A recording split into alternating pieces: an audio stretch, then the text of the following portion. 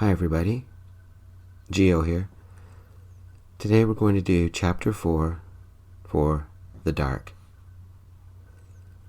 January 13th, 2462. The Medical Center at New Wester Colony. Ian. The ceiling was sterile white. The walls were sterile white. If I leaned over a little, I could see the floor. It was painted a cheery, sterile white. I lay in a bunk, medical I assume. My left arm had a nano cuff on it, and a couple of IV tubes. A blood filter cuff was on my leg. 2 tubes going in it, one filled with red blood, the other filled with blue blood. On my right side was a monitor showing my stats. Heart rate, blood pressure, brain activity, nanite count, standard stuff. I wasn't alone in the room. Another man occupied the bunk opposite mine. I lay back, staring at the sterile white ceiling.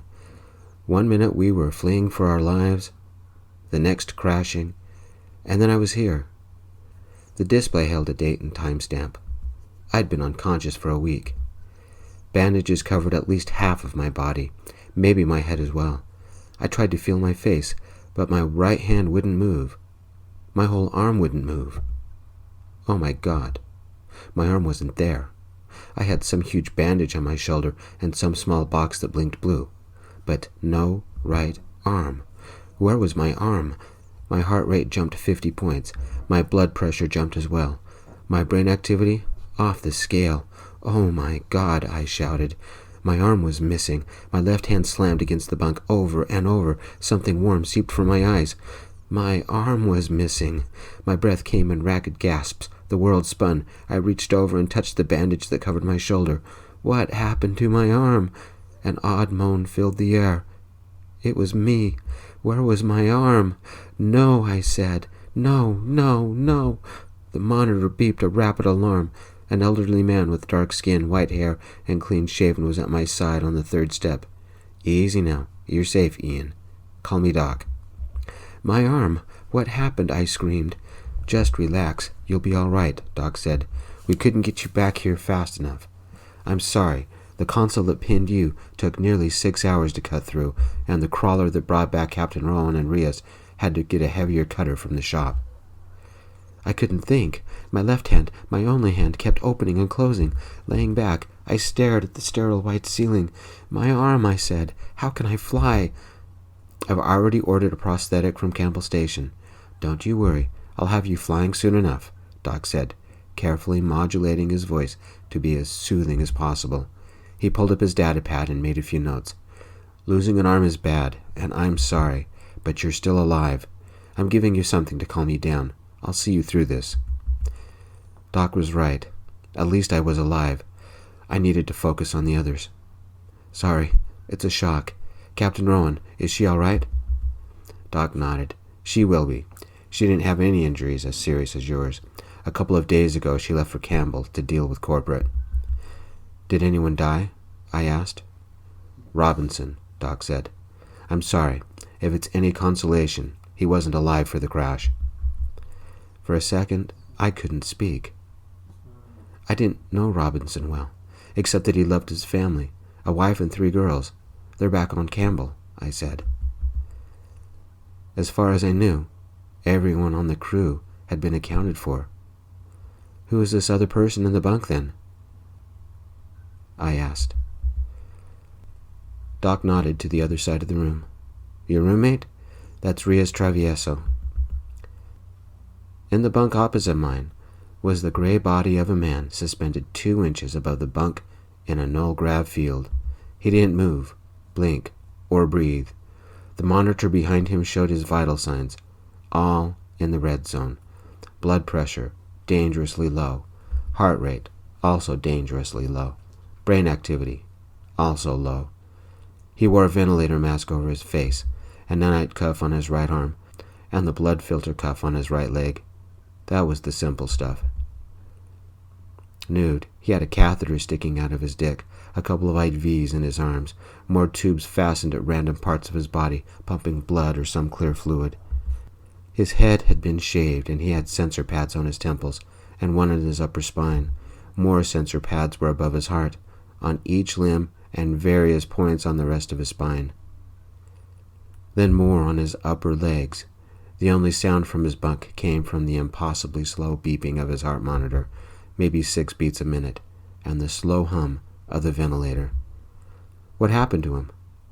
I could only see his eyes, but something about them seemed familiar. With my fingers, I framed the face, squinting a little. Doc walked over, synced his data pad with the monitor, and sighed. He went out in a light suit when he should have worn a heavy. Lethal rat exposure. He's already died twice. He's a fighter and keeps coming back.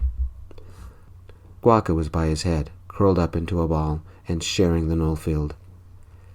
The nanites have already restored his body, but they can't reverse the damage done throughout his bone marrow. I believe he inherited a genetic weakness from his father, and no matter what I do, he is slowly dying. How did it get this way? I knew then where I had seen that face. It was the man outside the viewport, patching up the cracks so I could breathe. He was out at the Addy, wasn't he? I asked. First person on scene. He rescued your captain from the upper airlocks, then found Robinson, and finally you. You would have suffocated if it wasn't for him, Doc said. The Addy's reactor broke on impact, I said. That's where the radiation came from. Did he know how bad it was?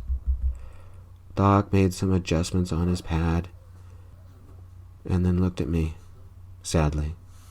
He sent readings back. He knew. He traded his life for mine? For Guaca's and the captain's? I said. I removed the CSM from around my neck. Put this on him. Walking over, Doc picked it up from my hand. What's this? It's a CSM, I said, choking up. They bring you home. Doc took it and wrapped it around Rias's hand. I'll dim the lights. Try and get some sleep. A good plan, but it didn't work. All I could do was look at Rias, the man who had saved me by sacrificing himself. Breathing in, I relived the final moments of the crash, the agony of lying helpless, and then the man who kept me from dying. I thought then that he was the most beautiful thing I had ever seen, and seeing him now, helpless and almost dead, didn't change my opinion. What do you say when you meet the man who saved your life, and then you learn he willingly sacrificed his own to save 2 people, including yourself? I remembered the way he concentrated on the cracks, as if they were the most important thing he could be doing. Now look at him. Sunken eyes, skin stretched tight over ribs, and the color of concrete. No, I didn't sleep. Sometime later, the lights flickered to life. A woman with light green hair, darkening to forest green on the tips, entered. She didn't see me, but stopped in front of Rias. She looked at one of the other bunks, found a blanket, and covered him up. Guaca didn't move as she did that. Good morning, Guacamole. How's your patient today? She said, reaching up and scratching Guaca on the head. Meow, Guaca said. Well, Rias, how about some news? She said. I'll take that as a yes. Your uncle stopped by and dropped off some parts you had cut out on your last shift. He should know better. He dumped them on your table, messed up your tools. I tried to put them back the way you like them, but I don't think I remembered right. You'll need to come take care of that. Are you his girlfriend? I said. She turned around. You're awake? Gutierrez and I had made a bet as to who would wake up sooner. I lost that one, she said, and walked towards me. Inocencio Alvarado, but call me Ian. Rafaela Santana. No, I'm not his girlfriend. Rias preferred men. Where's his boyfriend then? I asked. They broke up. Rias didn't mean to drive him crazy. He doesn't mean to drive most people crazy, she said, flicking her hair over her shoulder. So why does he drive them crazy and not you or this Gutierrez you mentioned?